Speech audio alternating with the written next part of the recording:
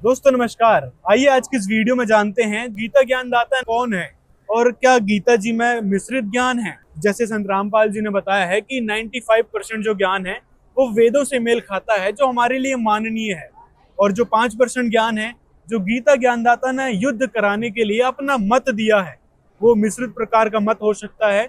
उसके बारे में जानते हैं कि वो 5% ज्ञान कौन सा है जो गीता ज्ञानदाता ने युद्ध कराने के लिए बोला है, और बाकी जो 95% ज्ञान है वो परमात्मा का ही संविधान उसमें बताया है।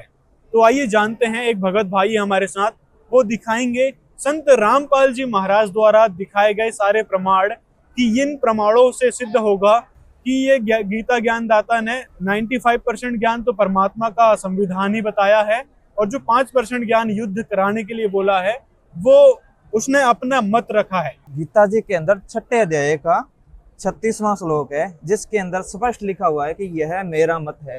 हाँ जी, ये गीता जी है और इसके अंदर ये जो 36वां श्लोक है छठे अध्याय का, और इसमें स्पष्ट लिखा हुआ है कि यह मेरा मत है। आगे और भी उसके अलावा आगे 7वें अध्याय का 18वां श्लोक, ये सभी उदार हैं परंतु ज्ञानी तो साक्षात मेरा स्वरूप ही है, मेरा मत है, क्योंकि वह मंद बुद्धि वाला ज्ञानी भक्त अति उत्तम गति स्वरूप मुझ में ही अच्छी प्रकार से स्थित है। और इसी के अलावा अध्याय 13 के श्लोक नंबर 2 में भी इसी प्रकार इसने स्पष्ट लिखा हुआ है, हे अर्जुन, सब क्षेत्रों में क्षेत्रज्ञ अर्थात जीवात्मा भी मुझे ही जान। क्षेत्रज्ञ का अर्थात विकार सहित प्रकृति और पुरुष का जो तत्व से जानता है वह ज्ञान है, ऐसा मेरा मत है। यहाँ भी अपना मत बताया है। हाँ, यानी कि गीता जी के अंदर 3 जगह पर इन्होंने अपना मत बताया है। क्या और भी श्लोक हो सकते हैं? बिल्कुल जी सर, दूसरे अध्याय के अंदर युद्ध करवाने के लिए गीता जी ने 31 से लेकर 38 श्लोकों तक विस्तृत वर्णन किया गया है कि हे अर्जुन, तू युद्ध भी कर, अगर तू युद्ध नहीं करेगा तो तेरे को पाप लगेगा। और युद्ध करवाने के लिए वो श्लोक है वो ब्रह्म द्वारा बोले गए हैं, जिससे यह सिद्ध होता है कि जो गीता जी का ज्ञान है वो ब्रह्म ने अपनी तरफ से मिश्रित करके दिया है। चलो आइए देखते हैं सर, मैं आपको दिखा देता हूँ गीता जी के दूसरे अध्याय के। सर, ये 31वां श्लोक आ गया था, अपने धर्म को देखकर तू व्यय योग्य नहीं है, यानी तुझे व्यय नहीं करना चाहिए, क्योंकि क्षत्रिय के लिए धर्मयुक्त से बढ़कर कोई दूसरा कल्याणकारी कर्तव्य नहीं है। हे पार्थ, अपने आप प्राप्त हुए उस खुले हुए स्वर्ग द्वार रूप में इस प्रकार के युद्ध को भाग्यवान क्षत्रिय लोग ही पाते हैं, किंतु यदि तू इस प्रकार इस धर्मयुक्त युद्ध को नहीं करेगा तो सब धर्म और कीर्ति को खोकर पाप को प्राप्त होगा। यहाँ पे युद्ध कराने के लिए बोला है। कराने के लिए उन्होंने बोला कि अगर तू युद्ध नहीं करेगा तेरे को पाप लगेंगे, तू अपना कीर्ति खो देगा। तो दोस्तों, गीता जी के जो श्लोक भाई ने अभी दिखाए हैं उनसे ये तो सिद्ध होता है जो गीता ज्ञानदाता है वो कोई और है, क्योंकि कृष्ण जी ने इसमें युद्ध कराने के लिए बहुत सारी बातें कही गई, जैसे कि आपने इसमें पढ़ा, लिखा है कि अगर तुम ये धर्म युद्ध को नहीं करेगा तो सर्व धर्म और कीर्ति को खोकर पाप को प्राप्त होगा, यानी कि युद्ध ना करेगा तो तेरे को पाप लगेगा, बाकी युद्ध करेगा तो पाप नहीं लगेगा। ये कृष्ण जी मतलब लोगों को मारेगा तो फिर पाप नहीं लगेगा। तो इससे भी दोस्तों ये सिद्ध होता है कि ये अपना मत दे रहा है यहाँ पर, क्योंकि यदि आप कृष्ण जी की पुरानी हिस्ट्री पे जाओगे तो कृष्ण जी कौरवों की सभा में पांडवों की तरफ से 3 बार शांति दूत बनकर गए थे कि ये युद्ध किसी भी प्रकार से ना हो। और भी कृष्ण जी की बहुत सारी लीलाएं आपने सुनी है, जिसमें कृष्ण जी रण छोड़ के एक गुफा में चले गए थे, जिससे उनको रणछोड़ भगवान भी कहा जाता है। तो दोस्तों, विष्णु जी या फिर कृष्ण जी कहें तो ये भगवान है शांति के प्रतीक। लेकिन गीता जी के इन श्लोकों से ये बात सिद्ध होती है कि कृष्ण जी के अंदर काल भगवान प्रवेश करके, जैसे कि संत रामपाल जी ने बताया कि काल भगवान प्रवेश करके ये सारा ज्ञान दिया है। तो जहां जहां इन्होंने युद्ध कराने के लिए ये बातें कही हैं कि भाई अर्जुन पहले तो हट रहा था कि युद्ध नहीं करूंगा, और फिर जब काल भगवान ने यानी कि गीता ज्ञानदाता ने ये सारी बातें कही तो फिर इसको कहीं ना कहीं भय होने लगा। बाद में कृष्ण जी ने विराट रूप दिखा दिया था, वो सारी कथा आपको पता है। इसी के साथ गीता जी के तीसरे अध्याय के अंदर पहले और दूसरे श्लोक के अंदर स्पष्ट किया गया है कि हे जनार्दन, अर्जुन जी पूछ रहे हैं कृष्ण जी को, हे जनार्दन, यदि आपको कर्म की अपेक्षा ज्ञान श्रेष्ठ मान्य है तो फिर केशव, हे केशव, मुझे भयंकर कर्म में क्यों लगाते हो। यहाँ पे अर्जुन भी मना कर रहा है युद्ध के लिए मना कर रहा है। और तीसरे अध्याय के दूसरे श्लोक के अंदर स्पष्ट लिखा हुआ है कि मिले हुए वचनों से मेरी बुद्धि को मानो मोहित कर रहे हो, कि आप मेरे मिले हुए इन वचनों से मेरी बुद्धि को मानो मोहित कर रहे हैं, उस एक बात को निश्चित करके किए जिससे मैं कल्याण को प्राप्त हो जाऊं। इसके अंदर विरोधाभास है जी, बिल्कुल स्पष्ट दिखाई दे रहा है, और जिससे हमारे को ये सिद्ध होता है कि जो गीता जी का ज्ञान है वो ब्रह्म ने दिया था। अच्छा, ब्रह्म के बारे में भी और प्रमाण दिखा दीजिए कि लोगों को पता चल जाए कि भाई गीता का ज्ञान वास्तव में ब्रह्म ने दिया है, काल ने, कृष्ण जी ने नहीं। क्योंकि लोग यही मान बैठे हैं कि भाई गीता का ज्ञान जो है कृष्ण जी ही बोल रहे हैं, और हमारे धर्मगुरु भी यही बताया करते हैं, और कुछ कुतर्की लोग भी यही कुतर्क करते हैं कि भाई संत रामपाल जी महाराज तो कुछ और भी बता देते हैं कि भाई 90% ज्ञान और 5% ज्ञान कहाँ से अलग अलग हो गया गीता जी का। तो क्या कहना चाहेंगे सर आप? सर, गीता जी के अंदर स्पष्ट रूप से लिखित है कि उन्होंने एक तरफ तो ये कह रहा है कि तुम मेरी भक्ति करो, मेरी पूजन करो, तुम मेरे को प्राप्त होगे, तुम ओम नाम का स्मरण करो, मुझको प्राप्त होगे, मुझसे मिलने वाली परम गति को प्राप्त होगे। और दूसरी तरफ गीता जी के अंदर ब्रह्म ही दूसरे परमात्मा की शरण में जाने को बोल रहे हैं, जिससे स्पष्ट होता है कि गीता जी के अंदर एक तो दो भगवान है और दूसरे परमात्मा और दूसरे परम धाम की ओर जाने का संकेत कर रहे हैं। और बहुत सारे श्लोक हैं, आपको प्रमाण के साथ दिखा भी देंगे जी। अध्याय 13 के श्लोक नंबर 30 में जाते हैं हम। गीता जी अध्याय 13 का श्लोक नंबर 30, जिस क्षण यह पुरुष भूतों को पृथक पृथक भाव को एक परमात्मा में ही स्थित तथा उस परमात्मा से ही संपूर्ण भूतों को विस्तार को देखता है, उसी क्षण वह सच्चिदानंद घन ब्रह्म को प्राप्त हो जाता है। यानी कि जिस व्यक्ति को, जिस योगीजन को तत्व ज्ञान प्राप्त हो जाता है, तो वो इस तत्व ज्ञान के आधार से पूर्ण परमात्मा को ही प्राप्त कर लेता है। तो यहाँ पे पूर्ण परमात्मा की बात हो रही है, कहना चाहते हैं आप? हाँ जी। अगर कृष्ण जी पूर्ण परमात्मा होते तो ये यहाँ पे ये कहते हैं कि ये मुझ ब्रह्म को प्राप्त कर लेता है। अगर वो बात होती तो वो कृष्ण जी ये कहते हैं कि ये मुझ ब्रह्म को प्राप्त कर लेता। तो यहाँ पे गीता ज्ञानदाता अलग भगवान किसी सच्चिदानंद घन ब्रह्म के बारे में बात कर रहा है। हाँ जी। इसी प्रकार गीता अध्याय 18 श्लोक 62-66 में भी कहा गया है। और लेकिन ये लोग कह लेते हैं कि भाई नहीं, गीता ज्ञानदाता खुद अपने ही बारे में कह रहे हैं कृष्ण जी, अब वो ही सच्चिदानंद घन ब्रह्म है। नहीं, तो ऐसे लोगों को क्या कहना चाहेंगे आप? क्या प्रमाण दिखाना चाहेंगे? सर, एक प्रमाण और दिखाना चाहूंगा जी। 13वें अध्याय का 34वां श्लोक है। इस प्रकार क्षेत्र और क्षेत्रज्ञ के भेद को तथा कार्य सहित प्रकृति से युक्त होने को जो पुरुष ज्ञान नेत्रों द्वारा तत्व को जानते हैं, वह महात्मा जन परम ब्रह्म परमात्मा को प्राप्त होते हैं। इसका मतलब है कि जो महात्मा संपूर्ण तत्व ज्ञान को जानते हैं, वो पूर्ण परमात्मा को ही प्राप्त होते हैं। वो अपने दिव्य नेत्रों के द्वारा उस ज्ञान को जान लेते हैं और उस परमात्मा की प्राप्ति में सगलित में तत्पर हो जाते हैं। सर, इसी के साथ अध्याय नंबर 15 के श्लोक नंबर 5 में स्पष्ट किया गया है कि उसके पश्चात उस परम पद रूप परमेश्वर को भली भांति खोजना चाहिए, जिसमें गए हुए पुरुष फिर संसार में लौटकर नहीं आते, और जिस परमेश्वर से इस पुरातन संसार वृक्ष की प्रवृत्ति विस्तार को प्राप्त हुई है, उसी आदि पुरुष नारायण के मैं शरण हूँ।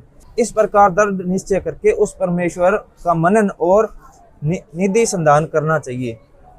इससे क्या सिद्ध हुआ सर? सर, इससे ये सिद्ध होता है कि जो गीता ज्ञानदाता ब्रह्म है, वो भी किसी अन्य परमात्मा की शरण में है और वो उसी की भक्ति करने के लिए स्पष्ट कह रहा है। इसी प्रकार गीता जी के अध्याय नंबर 15 के श्लोक 17 में बताया गया है, उत्तम पुरुष है तो अन्य उत्तम पुरुष तो और ये, यानी कि पूर्ण परमात्मा और ये जो तीनों लोकों में प्रवेश करके धारण पोषण करता है, और अविनाशी परमेश्वर, जिसको अविनाशी परमेश्वर कहा जाता है।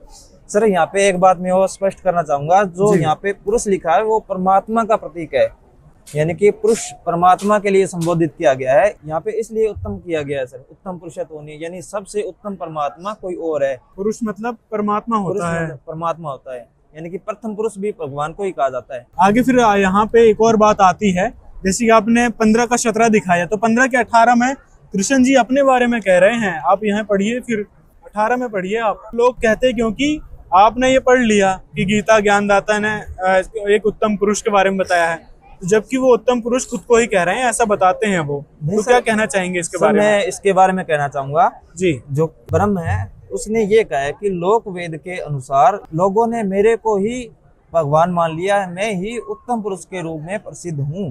ये और वेदों में भी उत्तम पुरुष पुरुषोत्तम नाम से मैं प्रसिद्ध हूँ। हाँ, तो यहाँ पे यानी कृष्ण कि जी और खुद ही कह रहे हैं दूसरी अपने को। बात ये है कि जो ब्रह्म है वो हम यहाँ के इस ब्रह्मांड के जितने भी 21 ब्रह्मांड के जितने भी प्राणी हैं उनसे उत्तम है, उनसे श्रेष्ठ है, उनसे अधिक शक्तिशाली है, इसलिए उसने यहाँ पे उत्तम शब्द का प्रयोग किया है। अच्छा, और यहाँ पे जो गीता ज्ञानदाता यहाँ के जो भगवान है इनसे सुप्रीम है ये, हाँ जी, लेकिन पूर्ण परमात्मा से नीचे ही है ना, ये कहना चाह रहे हैं आप। इसके साथ में एक आपको श्लोक और दिखाना चाहूंगा, अध्याय 7 का श्लोक नंबर 8। उसमें सर कहा है कि हे अर्जुन, मैं जल में रस हूँ, चंद्रमा और सूर्य और प्रकाश हूँ, संपूर्ण वेदों में ओंकार हूँ। अच्छा, हाँ, वेदों में भी ओम का जिक्र आता है, तो यहाँ कहा है संपूर्ण वेदों में ओमकार हूँ, पुरुषोत्तम में पुरुषोत्तम, यहाँ के जो 21 ब्रह्मांड के पुरुषों में सबसे उत्तम हूँ। इसी प्रकार यहाँ से सिद्ध होता है कि जो गीता का ज्ञान दिया है वो ब्रह्म ने दिया है, जो कि पूर्ण परमात्मा का संविधान वेदों का निष्कर्ष है और उसके अंदर मिश्रित करके अपना ज्ञान दिया गया है। तो दोस्तों, यहाँ पर जो गीता अध्याय 15 का श्लोक 18 में जो पुरुषोत्तम अपने आप को कृष्ण जी कह रहे थे, कुछ लोग कहते हैं, तो इस श्लोक से ये सिद्ध होता है कि यहाँ पर कृष्ण जी खुद ही कह रहे हैं कि संपूर्ण वेदों में ओमकार हूँ, आकाश में शब्द, पुरुषों में पुरुषोत्व हूँ। मतलब कि यहाँ से सिद्ध होता है कि जो पुरुषोत्तम शब्द है, यहाँ के जो पुरुष हैं उनमें उत्तम, यानी 21 ब्रह्मांड में जितने भी ये देवता हैं इनसे ये उत्तम है, इसीलिए इस श्लोक में अपने आप को पुरुषोत्तम बताया था। तो यहाँ से सिद्ध होता है दोस्तों कि वह पूर्ण परमात्मा कोई और है, जिसके बारे में गीता ज्ञानदाता खुद ही स्पष्ट करता है। देखिए गीता अध्याय 18 श्लोक 62। अध्याय 18 श्लोक 62 में सब लिखा हुआ कि हे भारत, सब प्रकार से उस परमेश्वर की ही शरण में जा, उस परमात्मा की कृपा से ही परम शांति सनातन परम धाम को प्राप्त होगा। और इसी के साथ 63वें श्लोक में कहा गया कि इस प्रकार ये गोपनीय से भी अति गोपनीय ज्ञान जो मैंने तुमको कह दिया, इस रहस्य युक्त ज्ञान को पूर्णतया भली भांति विचार करना चाहता है, जैसा करना चाहता है वैसा कर। दोस्तों, इसी के साथ आपको एक प्रमाण और दिखाना चाहेंगे। जो लोग मानते हैं कि भाई कृष्ण जी ने ही गीता का ज्ञान दिया है, किसी और भगवान ने नहीं, तो दोस्तों महाभारत में एक प्रकरण आता है जो कृष्ण रामपाल जी महाराज ने ही बताया है कि जब अर्जुन जो है कृष्ण जी से पूछने लग रहे थे, यह है संक्षिप्त महाभारत पेज नंबर 801 में, यहाँ पर बातें चल रही है कृष्ण जी और अर्जुन की। यहाँ पर अर्जुन ने कहा कि जो गीता में, जो युद्ध के समय में आपने केशव जो ज्ञान सुनाया था वो मेरे को फिर से सुनाइए। लेकिन अब यहाँ पर कृष्ण जी का जवाब सुनिए। यहाँ पर उन्होंने कहा है कि अर्जुन, उस समय मैंने तुम्हें अत्यंत गोपनीय विषय का श्रवण कराया था। आपने स्वरूप भूत धर्म सनातन पुरुषोत्तम तत्व का परिचय दिया था, जो अपनी नासमझी के कारण उस उपदेश को याद नहीं रखा। यह जानकर मुझे बड़ा ही खेद हुआ। उन बातों को पूरा स्मरण होना संभवतः नहीं जान पड़ता। अब जैसे श्री कृष्ण जी अर्जुन पर तो डांट मार रहा है कि तू बड़ा श्रद्धाहीन है, तेरी बुद्धि अच्छी नहीं है, तूने उस गीता के ज्ञान को याद क्यों नहीं रखा, और खुद कहता मुझे अभी याद नहीं, मैं उसको दोबारा जो कहता हूँ नहीं बता सकता। अरे भले आदमी हो, ये दास सत्संग कर रहा है, आज जिस विषय पर सत्संग करूँ और मुझे आप 20 वर्ष के बाद पूछ लेना जी वो विषय, वो कथाएं आपने सुनाई थी वो फिर अब सुनाइए, 2 मिनट में सुना दूंगा, क्योंकि मैं स्वयं बोल रहा हूँ। यदि मैं नहीं बोल रहा हूँ और मेरे अंदर कोई प्रेत बोल रहा है तो फिर मैं यही अटकलबाजी लाऊंगा। मैंने ये क्योंकि सुन लेता है, जैसे भूत दूसरे में बोलते हैं, ये प्रेत पितर किसी में प्रवेश करके बोलते हैं और वो पता नहीं क्या क्या बातें कह जाते हैं। जब वो निकल जाता है प्रेत उसमें से, तो वो प्रेत जिसमें प्रेत प्रवेश थे वो आत्मा बोल, उससे पूछा जाता है कि तू ऐसे बोल रहा था, तू ऐसे बोली थी, तूने ऐसे कहा था, तो उसको कुछ ज्ञान याद नहीं रहता, तो उसको याद नहीं होता मैंने क्या बोला था। तो औरों से सुनी हुई कुछ बातें याद रह जाती हैं कि मैंने कुछ बोला था, लेकिन उसने कुछ नहीं बोला होता, उसको याद भी नहीं होती। कई तो कहते हैं मुझे पता नहीं मैंने क्या बोला था। ऐसा ही है, तो प्रेत निकल जाने पर वो प्रेत बोलकर चला जाता। ऐसे ये काल प्रेतवत प्रवेश करके श्री कृष्ण जी में युद्ध करवाने के लिए अटकलबाजी और वेदों का भी यथार्थ ज्ञान और कुछ अपने विचार सोच उसमें डाल दिए। तो इससे ये सिद्ध होता है कि कृष्ण जी ने गीता का ज्ञान बोला ही नहीं था, वो गीता ज्ञानदाता कोई और था जो कृष्ण जी के अंदर प्रवेश करके ये सारा ज्ञान बोल गया, ये और परमात्मा का संविधान भी बोल गया और अपना मत भी बोल गया। तो यहाँ से सिद्ध होता है दोस्तों, गीता ज्ञानदाता कृष्ण जी नहीं कोई और, जिसे संत रामपाल जी ने क्षर पुरुष और ब्रह्म यहाँ तक कि काल भी बताया है। दोस्तों, इसी के साथ कुछ कुतर्की लोग ये भी कुतर्क करते हैं कि यहाँ पे जो महाकाल शब्द आया है या फिर जहाँ भी काल शब्द आया है, जो अपने स्वरूप का वर्णन कर रहा है, वहां पे ये लोग कहने लगते हैं कि भाई यहाँ तो समय के बारे में बताया गया है, ना कि किसी काल के बारे में। तो आइए गीता जी से ही देख लेते हैं यह प्रमाण कि क्या वहां पे सच में काल के बारे में लिखा है या फिर किसी समय के बारे में बताया गया है। तो देखिए श्रीमद् भागवत गीता में ये भाई हमको दिखाएंगे। तो आइए दोस्तों दिखाते हैं हम आपको श्रीमद् भागवत गीता जी से कुछ प्रमाण, जहाँ समय की और अपने स्वरूप की स्वयं गीता ज्ञानदाता अपने बारे में बता रहा है और बात कर रहा है। सर्वप्रथम हम देखते हैं गीता अध्याय का 10वां श्लोक 30, जिसमें कह रहा है मैं दैत्यों में प्रहलाद और गणना करने वालों का समय हूँ। यानी यहाँ काल जो समय की बात कर रहा है गणना करने वालों के लिए कह रहा है कि गणना करने वालों का समय हूँ। लेकिन जब अर्जुन द्वारा पूछा जाता है कि मैं आपको किस भाव से चिंतन करूं, तब स्वयं गीता ज्ञानदाता कहता है कि मैं अक्षरों में आकार हूँ और समासों में दंत नामक समास हूँ। वह अक्षर काल सब और मुख वाला विराट रूप धारण करने वाला भी मैं ही हूँ। यानी यहाँ ये अपने स्वरूप की बात कर रहा है, यहाँ ये अपने आप को काल बता रहा है। और यहाँ जहाँ अपने स्वरूप की जब बात आ जाती है तो यहाँ हम समय नहीं लगा सकते, क्योंकि पीछे गीता ज्ञानदाता ने स्वयं बता दिया गणना करने वालों के लिए मैं समय हूँ। लेकिन जब हम चिंतन करने की बात जब अर्जुन कहता है तो वहाँ वो कह रहा है कि मैं काल हूँ। और यही बात सेम गीता अध्याय 11 श्लोक 31 में जब अर्जुन पूछता है कि मुझे बतलाए आप उग्र रूप वाले कौन हो, तब गीता ज्ञानदाता कहता है कि लोकों का नाश करने वाला बड़ा हुआ काल हूँ।